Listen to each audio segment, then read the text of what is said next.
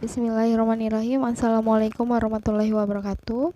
Apa kabar anak-anak? Semoga selalu dalam keadaan sehat dan masih semangat untuk menerima materi pembelajaran. Nah, di pelajaran kali ini, pelayanan farmasi kelas 12 akan membahas tentang pil. Nah, tujuannya apa? Agar kalian dapat memahami definisi dan komponen pil, cara pembuatan pil, persyaratan pil, macam-macam sediaan pil, dan mengidentifikasi resep dokter dengan sediaan pil. Nah, sebelumnya kita lanjut ke definisi pil. Pil itu berasal dari bahasa Latin atau pila atau sebutannya adalah bola.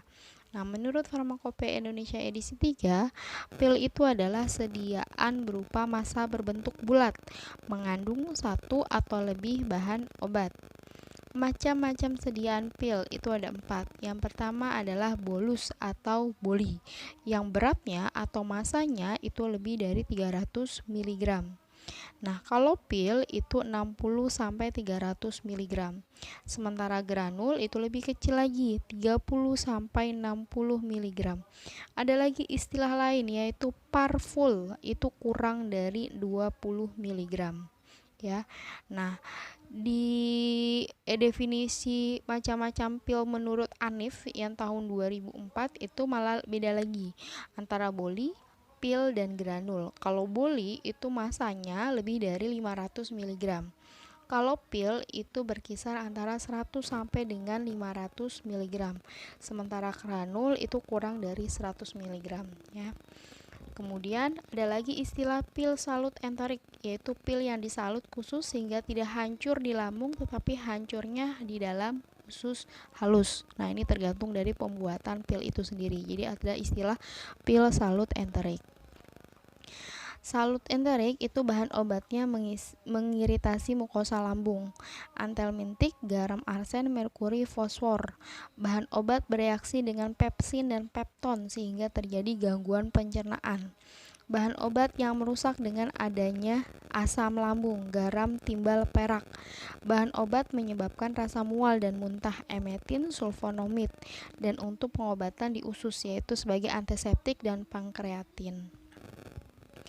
Tujuan pemberian obat pil dalam bentuk sediaan pil, yaitu yang pertama mudah digunakan atau ditelannya karena pil itu bentuknya kecil, jadi mudah digunakan.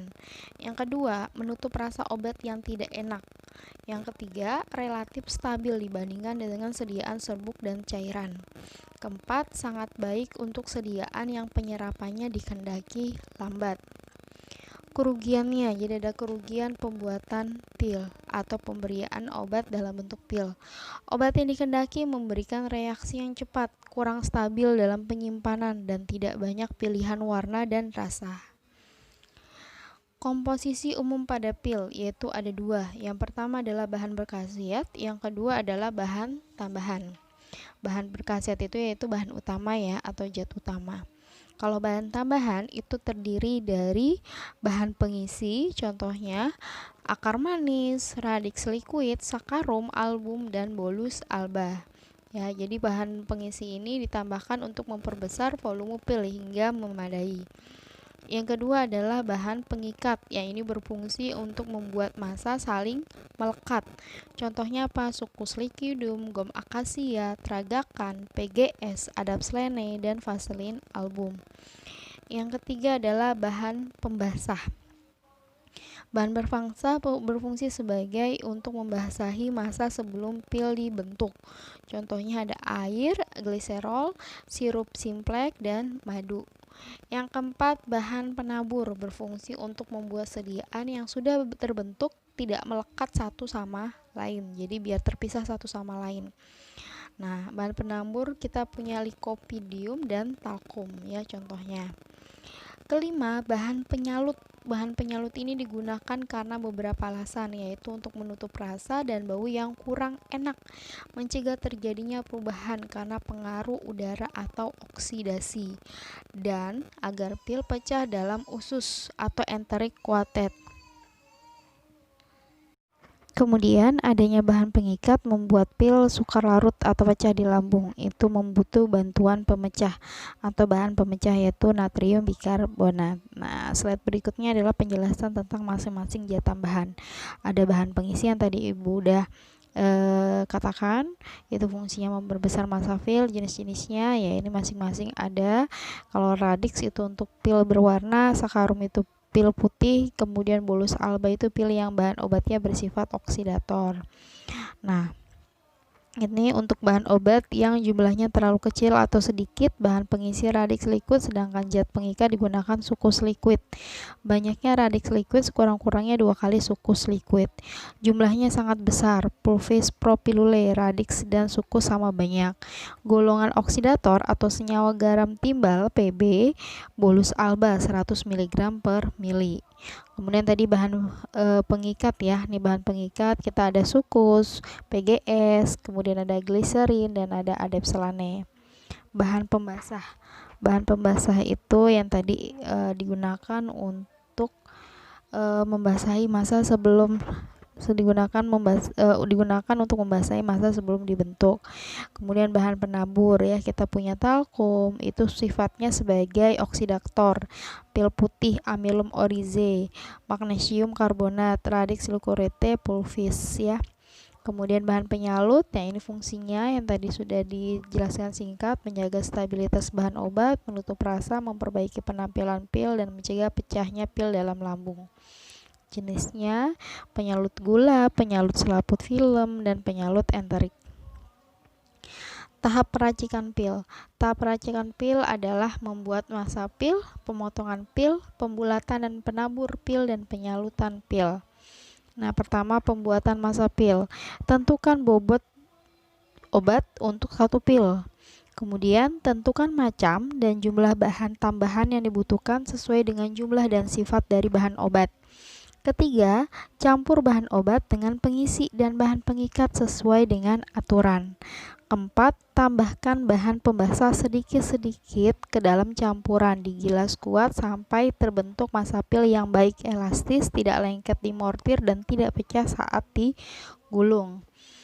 Pemotongan massa pil. Massa pil dibentuk silinder yang panjangnya sesuai jumlah yang akan dibuat. Sebelumnya, pemotong diberi alat penabur dulu menggunakan kapas. Contoh gambarnya, gambar untuk memotong massa pil alatnya. Kemudian setelah dilakukan pemotongan, kemudian kita bulatkan pil. Potongan pil dipindahkan ke alat pembulat pil yang sudah diberi bahan penabur.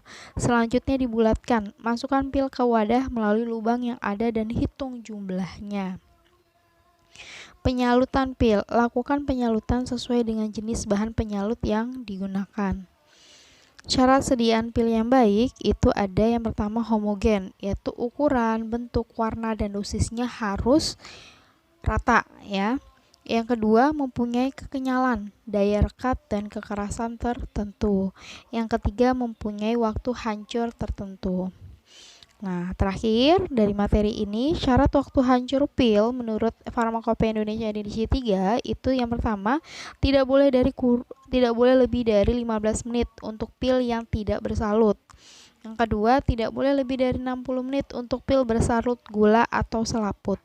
Yang ketiga, untuk pil salut enterik setelah dilakukan pengujian dengan larutan HCl 0,06 natrium selama 3 jam, pada pengujian selanjutan larutan dapat pH 6,8, waktu hancur pil tidak boleh lebih dari 60 menit. Jadi setelah dilakukan proses pembuatan pil, nah kita melakukan uji waktu hancur pil. Nah, syaratnya yang tadi, kalau pil tak bersalut itu berapa menit, pil bersalut gula atau selaput itu berapa lama, kemudian pil dengan salut enterik itu berapa lama ya. Nah, ini adalah materi tentang pil ya. Mudah-mudahan bisa dipahami anak-anak ya. Sekian dari Ibu, terima kasih. Wassalamualaikum warahmatullahi wabarakatuh.